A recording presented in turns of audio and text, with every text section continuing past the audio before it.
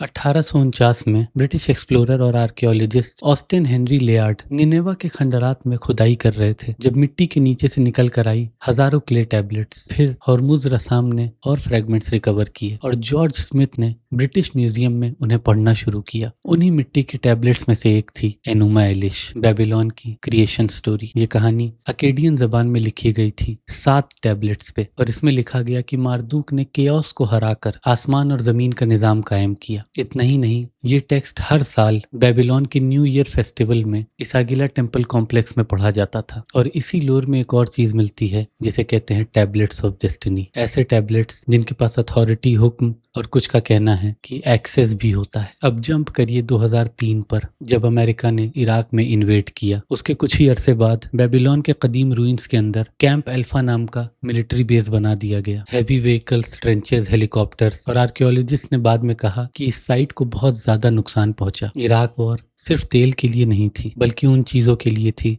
जो बेबीलोन के नीचे बंद थी। स्कॉलर स्टेफनी डेली और सैमुअल नोआ क्रेमर ने मेसोपोटामियन मिथ्स को ट्रांसलेट किया, और उनमें बार बार एक पैटर्न आया: ऊपर से आना, नीचे उतरना, गेट्स क्रॉस करना, डिवाइन वर्ल्ड और इंसानी दुनिया के बीच सफर। तो फिर सवाल ये है कि बेबीलोन वाकई सिर्फ एक मरकज था या फिर एक एंट्री पॉइंट जहाँ स्टार गेट्स थे? और अगर उन दरवाजों में से कोई एक दरवाजा खुल जाता है तो क्या वो सिर्फ आसमान तक ले जाएगा, 7 जमीनों तक ले जाएगा, या फिर उस डायमेंशन में जहाँ जिन पहले से मौजूद हैं?